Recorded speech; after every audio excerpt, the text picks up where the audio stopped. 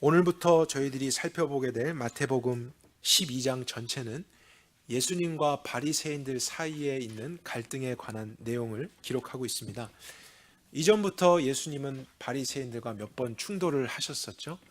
그런데 이제 십자가의 때가 가까이 오면 올수록 더 그 갈등이 심화되기 시작합니다.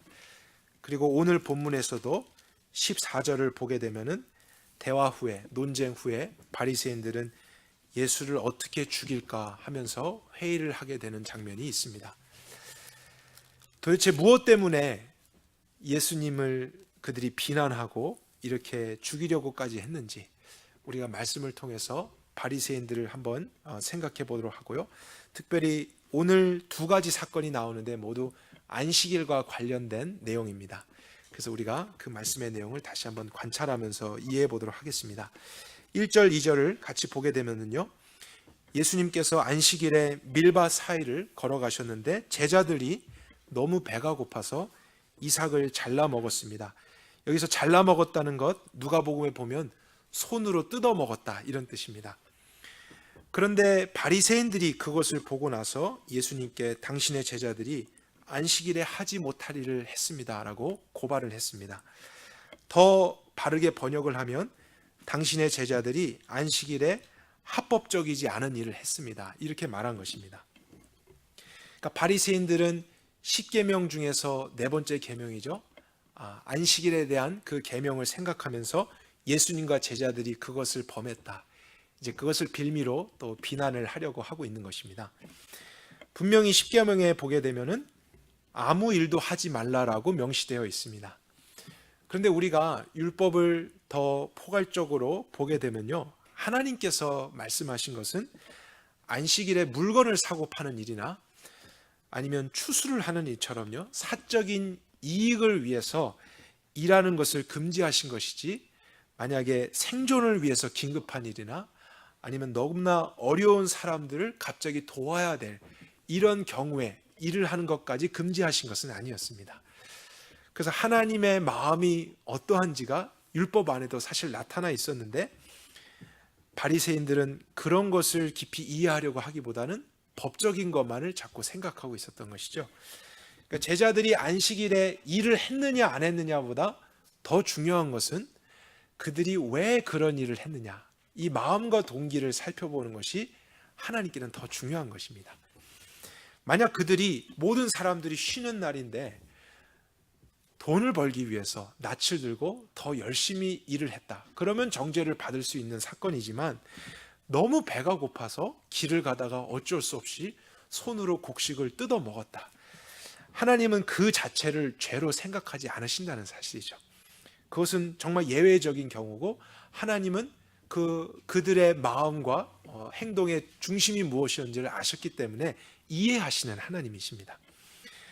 그러니까 바리새인들은 율법 안에 담겨진 하나님의 마음과 인격을 읽으려고 하진 않고요, 오히려 법이나 문서, 매뉴얼로만 생각하고 문자적인 행동에만 집중을 하고 있었습니다.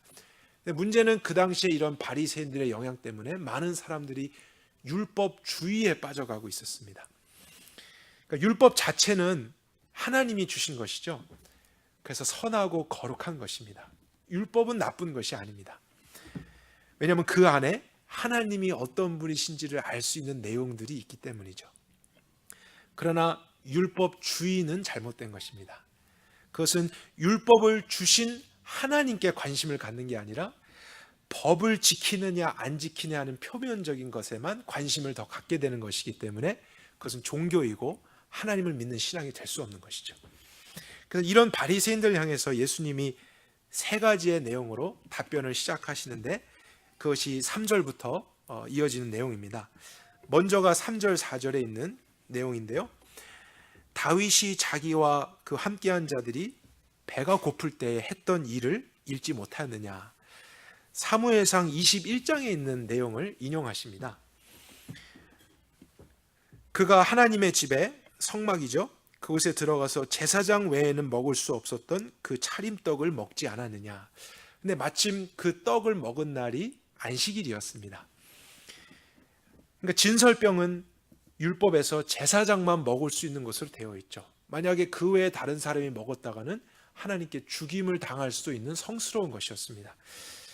그러니까 만약에 법적으로만 처리했다면 다윗이 안식일 날 그것도 또 그런 성스러운 것을 제사장도 아닌데 먹었기 때문에 정죄를 받고 하나님의 심판을 받아야 마땅한 것입니다. 이것이 바리새인들의 관점으로 봤을 때 당연히 이루어졌어야 될 일인데 우리가 성경의 내용을 통해 확인하는 것은 하나님은 다윗을 한 번도 그 일 때문에 책망하신 적이 없다는 사실이죠. 오히려 그를 살게 하셨고 나중에 이스라엘의 왕이 되게 하셨습니다. 그러니까 하나님에게 중요한 것은 진설병을 먹었느냐, 안식일에 일을 했느냐, 이런 관점이 아니라 왜 먹었느냐, 왜 안식일에 그렇게 일을 했느냐, 그러한 동기와 마음을 살피신다는 것이죠. 다윗은 그 당시 악한 사울에게 억울하게 쫓겨다니고 있었고 긴급하게 나오다가 결국에는 하나님의 임재가 있는 성막까지 도망치게 됐습니다. 그런데 너무나 갑자기 나와서 아무것도 준비하지 못했기 때문에 먹을 것이 없었어요. 제사장에게 여기 무슨 먹을 것이 좀 없겠습니까? 물었더니 다른 건 없고 이 떡이 있는데 너희들이 정결하면 이것이라도 주겠다. 그래서 사실 제사장의 허락하에 그들이 정결한 것을 확인해서 준 떡이었습니다. 그렇게 본다면요, 오히려 율법에 있는 다른 내용에 따라서 어렵고 공경에 처한 사람들에게 선을 베풀었다. 사실 이 율법을 지키는 것이 또한 된 것이죠. 그러니까 다윗과 신하들은 예수님의 제자들이 안식일에 곡식을 뜯어 먹은 것보다 어떻게 보면 더 크게 율법을 어긴 것일 수 있습니다. 그런데도 아무런 문제가 되지 않았다면 예수님의 제자들도 아무런 문제가 되지 않는 것이 당연하다. 이러한 논리로서 구약에 있는 예를 예수님이 들어주신 것입니다. 그리고 두 번째 말씀하신 것이 5절과 6절입니다. 또 말씀하시기를 안식일에 제사장들이 성전 안에서 안식을 범하여도 죄가 없음을 율법에서 잊지 못하였느냐. 이것은 안식일 날 법대로 한다면 아무 일도 하면 안 되잖아요. 그런데 제사장들은 오히려 안식일 날 평소보다 더 많이 일을 합니다. 그러면 법대로 그들은 심판받고 정죄를 받아야 되잖아요. 그러나 율법에 따라서 사실 그들은 아무런 정죄를 받지 않습니다. 당연합니다. 왜냐하면 안식일날 일을 했느냐 안 했느냐보다 왜 그렇게 일을 했어야만 했는가, 하나님은 그것을 아시기 때문이죠.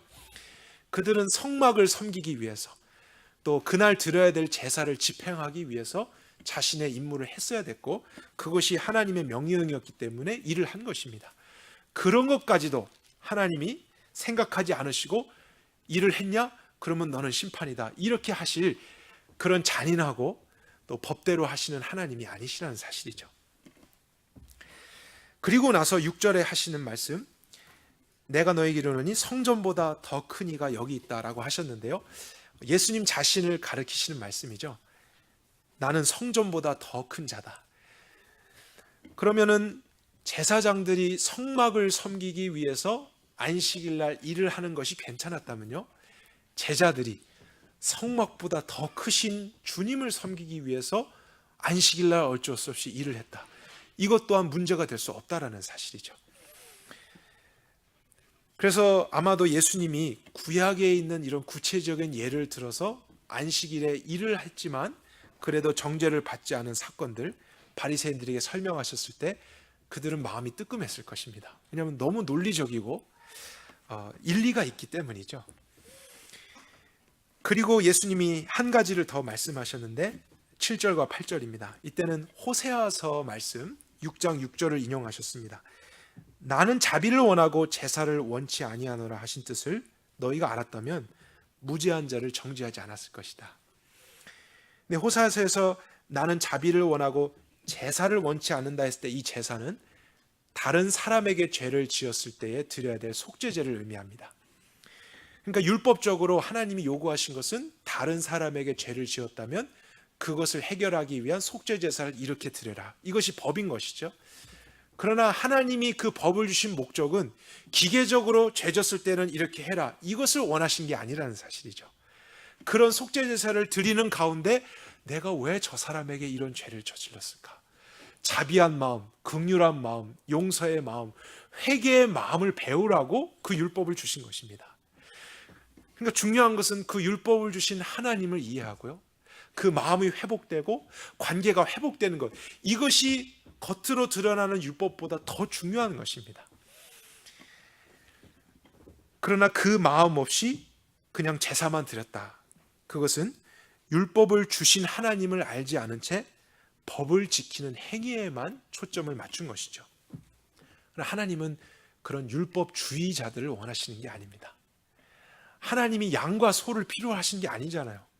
하나님에게 피가 왜 필요합니까? 하나님이 원하시는 건 그게 아닙니다. 그런 것을 하는 가운데에 자신의 마음의 죄를 깨닫고 회개하는 사람들이 되기를 원하시는 것이고요. 그리고 이제 그런 삶에서 돌이키게 되기를 바라시는 것이죠. 그래서 율법 안에서도 하나님을 이해하는 것이 필요했던 것입니다. 그리고 8절에 인자가 하면서 예수님 자신을 또 말씀하시죠. 나는 안식일의 주인이다. 이 의미는 안식일에 대한 옳고 그름을 유일하게 판단하실 수 있는 분이 예수님이라는 사실이에요. 지금 바리새인들이 안식일을 지킨다 범한다로 시비를 걸고 있기 때문에 안식일의 주인은 난데 나의 기준과 관점으로 한번 생각해봐라, 이런 의도로 말씀하셨다는 걸 알 수 있습니다.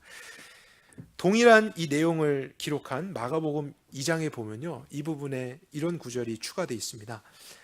안식일은 사람을 위하여 있는 것이요 사람이 안식일을 위하여 있는 것이 아니니 그러므로 인자는 안식일에도 주인이니라. 그러니까 안식일을 만드신 목적을, 하나님의 의도를 말씀하신 거예요. 하나님은 다른 율법으로 사람들을 또 무겁게 하기 위해서 안식일을 제정해 놓으신 게 아니라는 사실입니다. 사람을 위해서 만드셨다는 거예요. 사람이 그 안식일을 위해서 존재하는 게 아니라는 사실이죠. 그들에게 참된 안식을 깨닫게 하기 위해서 율법을 만드셨습니다. 왜냐하면 그 법을 지키고자 일부러 일을 쉬면서까지 그들로 하여금 생각하길 바라신 거예요. 내가 왜 살고 있는가? 왜 먹고 있는가? 왜 나는 일하고 있는가? 무엇을 위해서 존재하는가? 일을 쉬면서 하나님께 제사를 드리고 하나님의 말씀을 들을 때에 그들이 분주한 생활 가운데 잊고 있었던 마음을 다시 찾는 거예요. 나는 먹으려고 사는 게 아니구나. 그냥 잘 살려고 일을 하는 게 아니구나. 하나님 때문에 사는 것이고, 또 아무리 열심히 일을 해도 하나님이 공급해 주시는 은혜 속에서 사는 자구나. 이것을 깨닫고 그 믿음 안에 안식하라고요. 안식을 경험하라고 제정하신 날이 안식일이라는 사실이죠. 그러나 세상은 안식을 얻기 위해서 더 많은 일을 하라고 가르치지 않습니까? 너가 그것을 많이 얻고 또 삶의 여유가 생기면 편안해지고 쉼을 얻을 것이다, 이렇게 이야기하지만 사실 쉼은 없고요, 더 매이게 되고 분주해지고 바빠집니다. 그래서 하나님의 백성은 진정한 안식을 주님 안에서만 발견하는 사람들입니다. 그래서 안식일을 생각할 때 여러분 기억하십시오. 가장 중요한 것은 안식일 데이가 아닙니다. 안식이 제일 중요한 거예요. 그러나 하나님을 잘 알지 못하는 율법주의자들은 자기들 마음대로 안식일을 지키면서 오히려 더 많은 사람들의 안식을 뺏어가고 있습니다. 이것을 하느냐 안 하느냐, 그것을 감찰하고 정죄하고 판단하면서 오히려 안식일이 더 힘든 날이 되는 거예요. 하나님의 목적에서 벗어난 것이죠. 저희들이 안식일에 대한 이런 내용이 본문 안에 나왔기 때문에 잠깐 다루고 있는데, 다음 주는 추수감사절이고 그 다음 주에 해서 우리가 안식일에 대한 주제로만 한번 말씀을 나눌 생각을 하고 있습니다. 또 오늘날 안식일이라는 것과 일요일날 주일이 같은 것인지 다른 것인지 그것에 대해서 생각하시는 분도 있고 오해를 하시는 분들도 있기 때문에, 성경적으로 그러면 우리도 안식일을 지키는 것인가?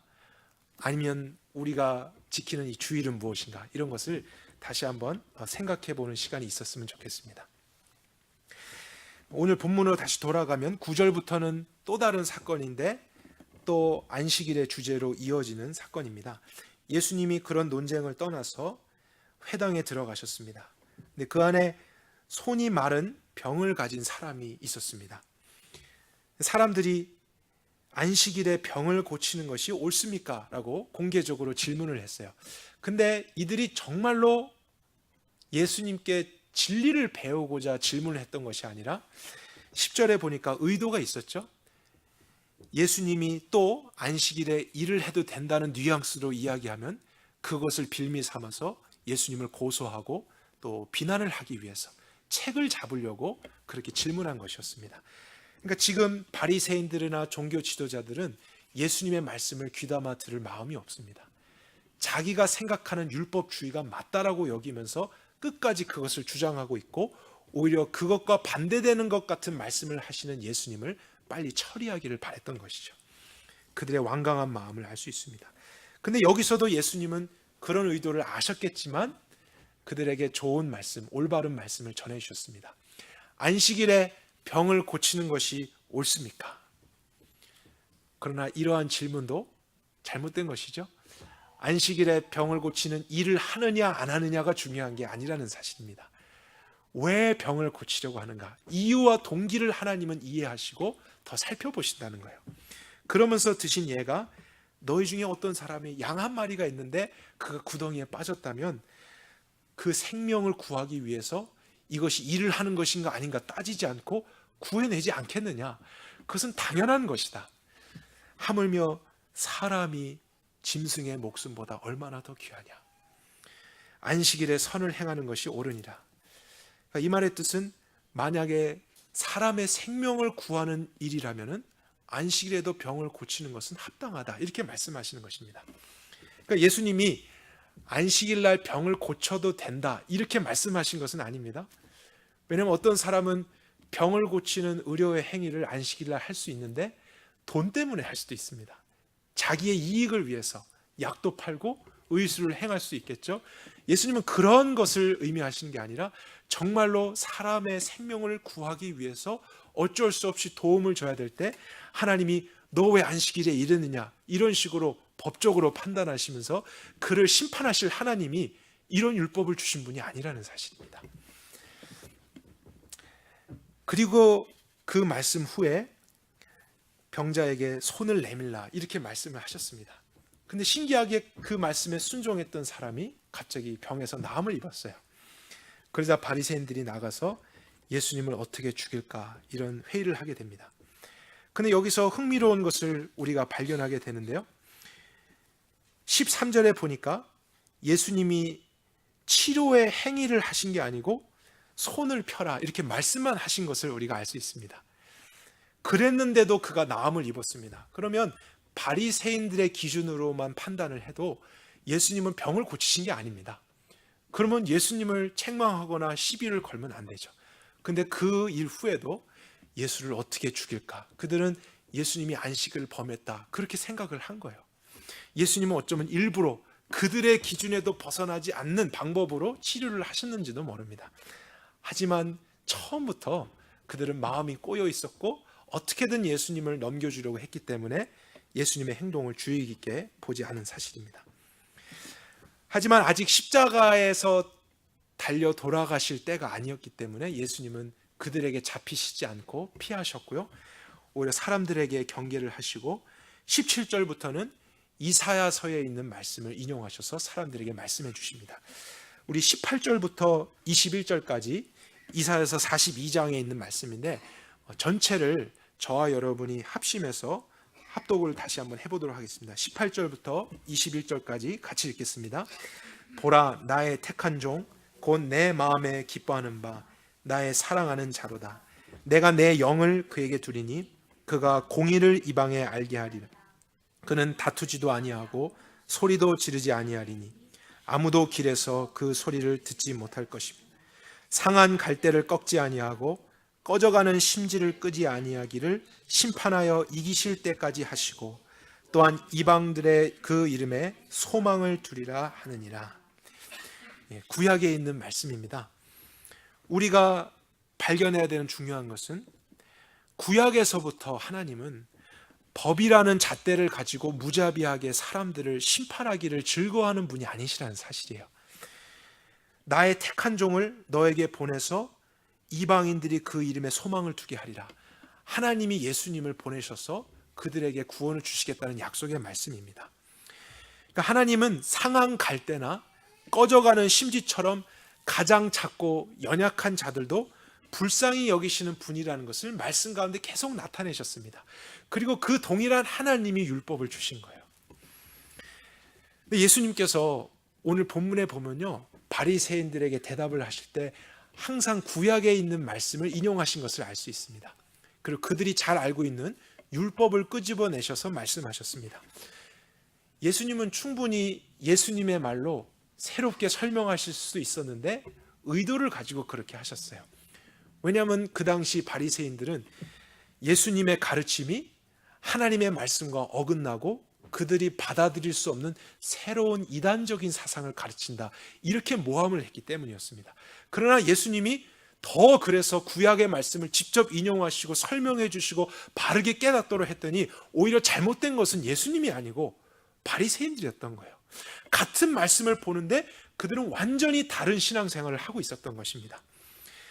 그들은 율법을 주신 하나님을 이해하고 하나님을 마음으로 찾고 그분을 사랑하기 때문에 순종하는 이런 신앙은 전혀 없고 오히려 율법주의에 빠지고 있었고 종교주의에 빠지고 있었고 행위에 치중하고 있는 잘못된 삶을 살아가고 있었던 것이죠.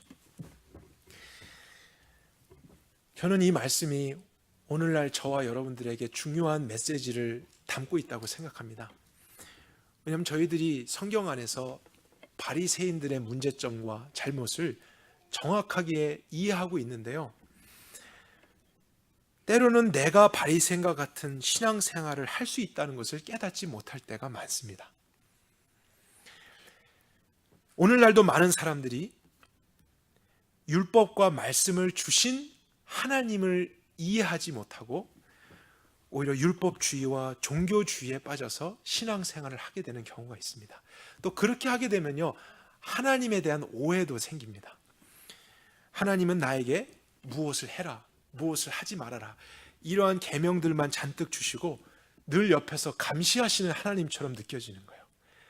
그리고 잘못했을 때는 언제나 심판하려고만 하시는 무서운 하나님으로만 여겨진 그런 오해가 생길 수 있습니다. 그래서 저는 지난 시간의 말씀을 우리가 다시 한번 상기해 보면 좋겠다라는 생각을 해봤어요.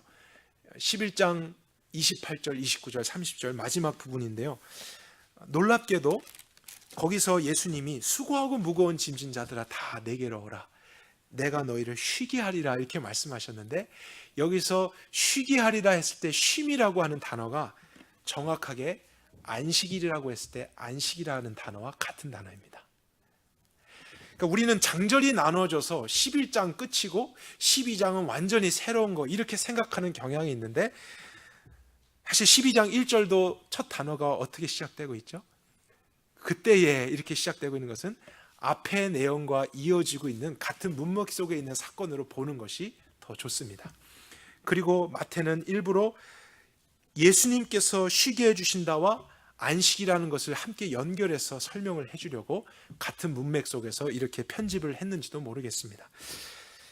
그래서 예수님이 내가 너희를 쉬게 하리라, 그들이 지고 있었던 죄의 멍에를 풀고 이제 예수님께 와서 쉼을 얻어라, 안식을 얻어라, 이렇게 초청하고 계신 것이죠. 그러나 그 다음에 29절에 어순대로 예수님이 하신 그 말씀은 내 멍에를 메고 내게 배우라, 이것이었다고 지난주에 확인했었죠. 우리는 쉰다고 하는 것을 아무런 제약이 없이 마음대로 사는 삶으로 생각하기도 하는데, 그러나 성경은 그러한 것을 우리에게 이야기하지 않는다는 사실입니다.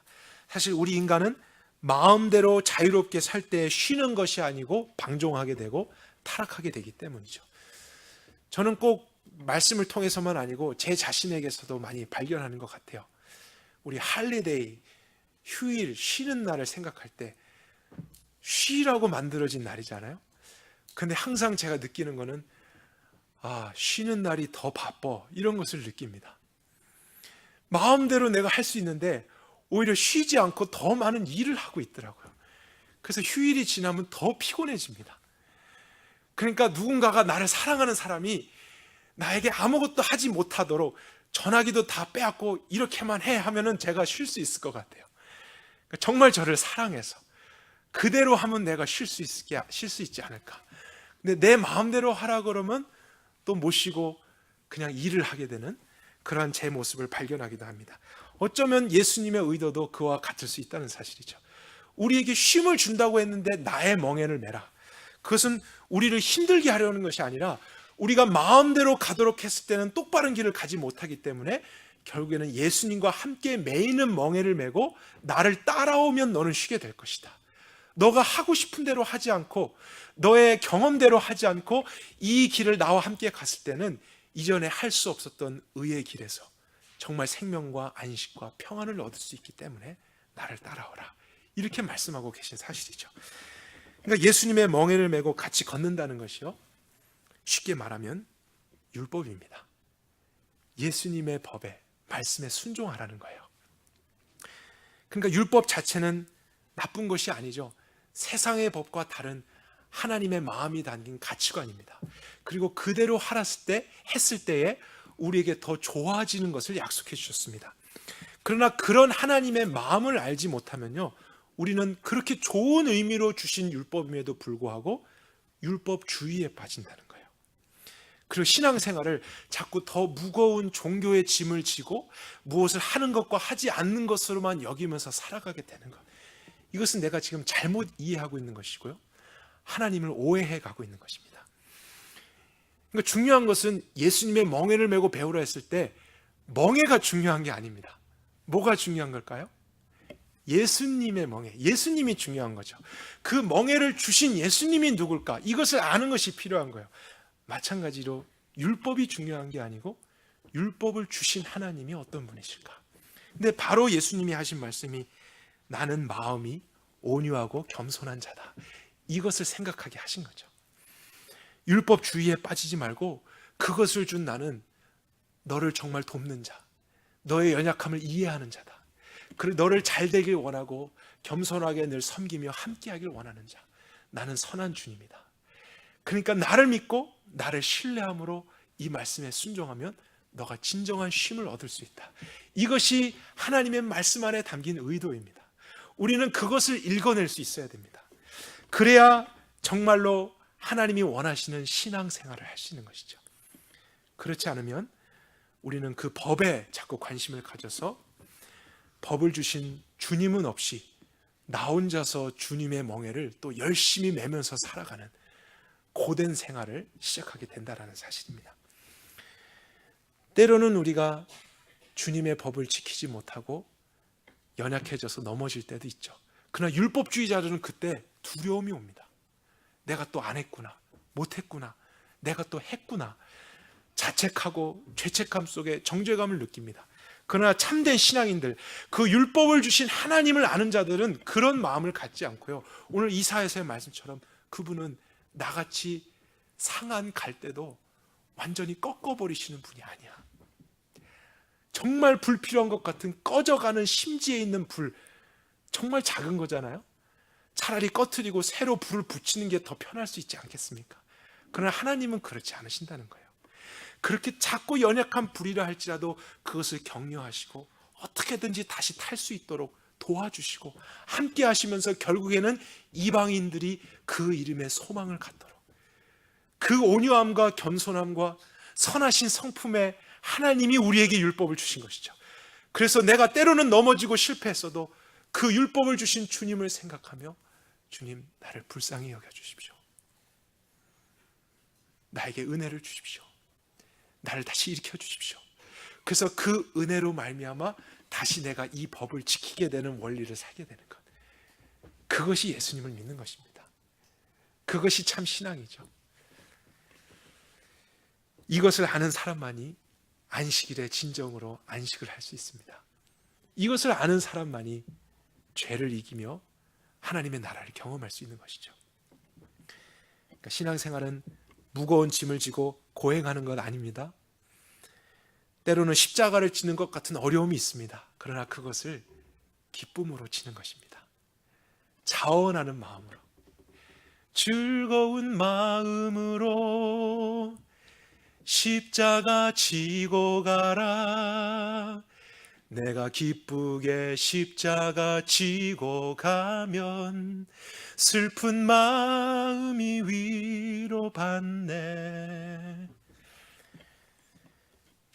하나님은 언제나 믿는 자들을 법으로 대하지 않고 은혜로 대하신다는 사실을 믿으시길 바랍니다. 우리가 은혜의 주님을 만나야 법을 이룰 수 있다는 것을 아시기 때문입니다. 하나님이 우리를 그렇게 대하신다면요, 그러면 여러분도 여러분 자신을 법으로 대하시지 말고 은혜로 대해야 됩니다. 자꾸 신앙이라는 것을 무엇을 하는 것과 하지 않는 것으로 구분하며 살아가려고 하지 마십시오. 하나님의 은혜 속에서 강해지십시오. 더 마음에 집중하십시오. 그리고 하나님의 관계를 생각하십시오. 그 법을 주신 하나님이 어떤 분이신지를 알아가십시오. 그러지 못할 때 여러분의 마음을 정직하게 그분께 고백해 보십시오. 이해해 주십니다. 그 갈대를 꺾지 않고 더 온전하게 세울 수 있도록 도와주십니다. 하나님이 우리를 이렇게 은혜로 대해 주신다는 것이 사실이라면 또한 우리도 다른 사람을 대할 때 법으로 대하지 말고 은혜로 대해야 됩니다. 꼭 기억하십시오. 율법주의에 치우친 사람들은 나 자신도 힘들 뿐만 아니고 주변에 있는 사람도 자꾸 율법주의에 가도록 만들게 됩니다. 그래서 왜 이것밖에 못하나? 왜 이렇게 했나? 자꾸 그들의 행위에만 관심을 가지며 판단하려고 하고 정죄하려고 하는 마음을 갖습니다. 그러나 여러분, 우리도 그랬는데 언제나 하나님의 은혜를 구하지 않았나요?